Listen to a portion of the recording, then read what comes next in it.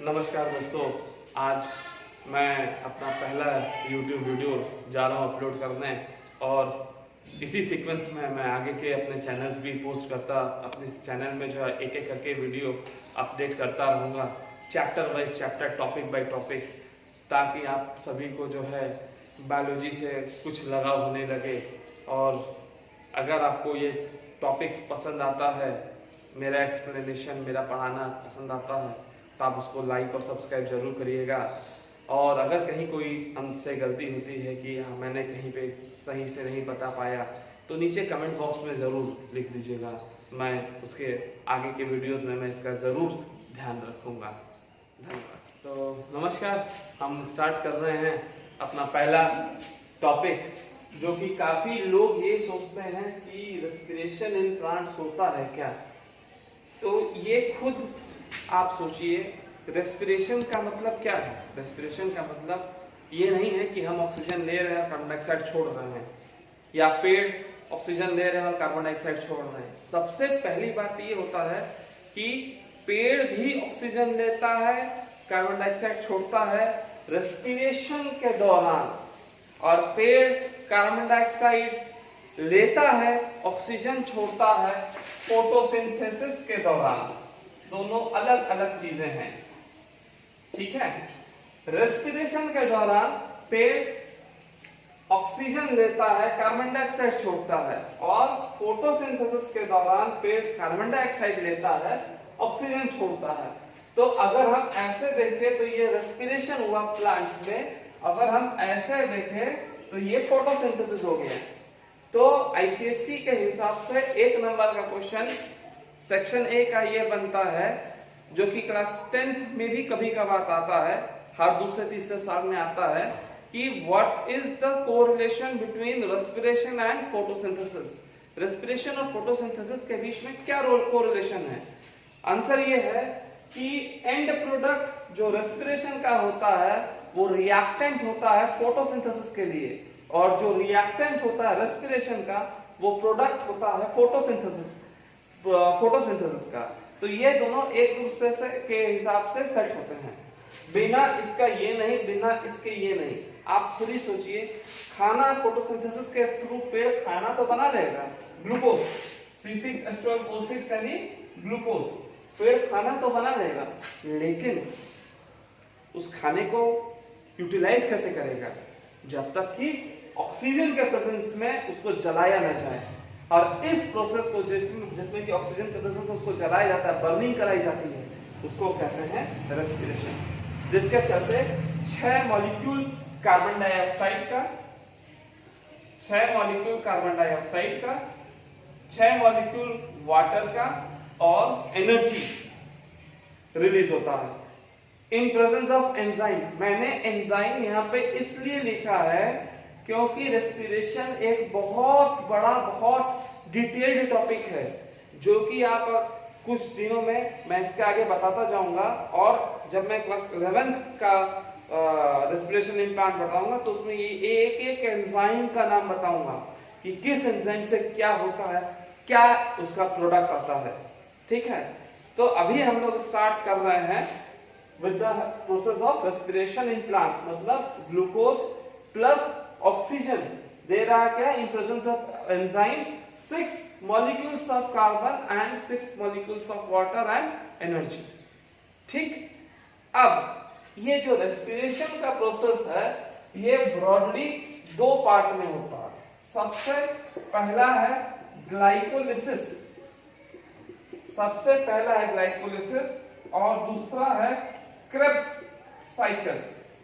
I repeat, the first one is glycolysis and the second one is Krebs cycle. In case of glycolysis में क्या होता है, जो glucose है जो कि 6 कार्बन वाला है, ये टूटता है पायरुवेट में, जो कि 3 कार्बन का होता है। 6 कार्बन वाला ग्लूकोज टूटता है 3 कार्बन वाले पायरुवेट में। तो अगर आप इस हिसाब से देखेंगे तो यहाँ पे 6 कार्बन हो रहा है, यहाँ पे 3 कार्बन हो रहा है, तो इसको बैलेंस कैसे करेंगे। बैलेंसिंग होती है चाहे हम क्वेश्चन में एग्जाम में आता है ना बच्चे लोग कि एग्जाम में आता है ना कि बैलेंस द केमिकल इक्वेशंस, तो नेचर खुद ब खुद बैलेंस करता है। कैसे? दो मॉलिक्यूल ऑफ पायरुवेट 6 कार्बन बना देगा। ये कहां चल रहा है? साइटोप्लाज्म में, इनसाइड द साइटोप्लाज्म। ये कहां चल रहा है? 6 कार्बन ग्लूकोज टूट रहा है 2 molecule of pyruvate. 2 molecule of pyruvate मतलब 2 3 जा 6, 6 कार्बन। कहां चल रहा है? साइटोप्लाज्म के अंदर। अब ये जो पायरुवेट बना जो कि 3 कार्बन का है, ये एंट्री करता है क्रेब्स साइकिल में। क्रेब्स साइकिल में जब एंट्री करता है ये पायरुवेट, तब ये 3 कार्बन वाला पायरुवेट जो है ये टूटेगा कार्बन डाइऑक्साइड, वाटर और एनर्जी में। ठीक है, ये कहां हो रहा है? ये हो रहा है आपका इनसाइड माइटोकॉन्ड्रिया। ये हो रहा है आपका इनसाइड माइटोकॉन्ड्रिया। अब हम ये फिर से ध्यान दें, ये हो रहा है आपका इनसाइड माइटोकॉन्ड्रिया। ठीक है, ग्लाइकोलाइसिस में ग्लूकोज यानी ये C6H12O6 जो कि 6 कार्बन वाला है, टूटा 2 मॉलिक्यूल ऑफ 3 कार्बन वाला जो को पायरुवेट बोलते हैं। कहां टूट रहा है? Inside the cytoplasm. और ये पायरुवेट फिर एंट्री करता माइटोकॉन्ड्रिया में, और माइटोकॉन्ड्रिया में एंट्री करेगा तो क्रेब्स साइकिल के उसमें जाएगा, और क्रेब्स साइकिल में ये पायरुवेट कार्बन डाइऑक्साइड, वाटर और एनर्जी में टूट जाएगा। ठीक, ये पहला पार्ट है आपका रेस्पिरेशन का। ये पहला पार्ट है रेस्पिरेशन का। ये आप प्लांट में लीजिए चाहे एनिमल में लीजिए, ये कॉमन है। एनिमल में भी यही होता है, प्लांट में भी यही होता है। ठीक है, हाँ, जब हम पार्ट्स ऑफ रेस्पिरेशन इसके आगे बताएंगे तब काफी चीजें अलग होती जाएंगी। फिलहाल ये यहीं तक आप समझिए। मैं फिर से बता रहा हूं, रेस्पिरेशन इन प्लांट भी ऑक्सीजन लेता है, कार्बन डाइऑक्साइड छोड़ता है। ठीक, 24 घंटा। फोटोसिंथेसिस सिर्फ डे टाइम में होता है। फोटोसिंथेसिस सिर्फ डे टाइम में होता है। Respiration through out the day. Respiration through out the day 24 घंटा होता रहता है। 24/7 ये चलता रहता है। ठीक, बहुत सारे लोग कहते हैं कि रात के समय पीपल के पेड़ के नीचे नहीं सोना चाहिए क्योंकि वो ऑक्सीजन लेता रहता है और कार्बन डाइऑक्साइड छोड़ता रहता है, और वही पीपल का पेड़ दिन में कार्बन डाइऑक्साइड लेता है, ऑक्सीजन छोड़ता है। But there is a vast difference. अगर हम पीपल की पेड़ की बात करें तो उसमें जो पाथवे चलता है पीपल की अगर हम बात करें तो इसका जो बॉटनिकल नेम है वो है फाइकस रिलीजियोसा। Ficus religiosa.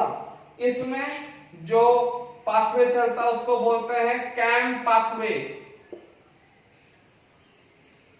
इस कैम पाथवे के हिसाब से पीपल 24 घंटा फोटोसिंथेसिस के प्रोसेस उसमें चलते रहते हैं, जिसके चलते पीपल 24 घंटा ऑक्सीजन रिलीज करता है। लेता भी है, देता भी है, लेकिन ऑक्सीजन उसमें रिलीज और इनटेक 24 घंटा चलता है इस कैम पाथवे के चलते। इसलिए आप इससे बिल्कुल कंफ्यूज ना करें, बिल्कुल भी ना मिलाएं। ठीक है, इसके आगे का टॉपिक फिर अगले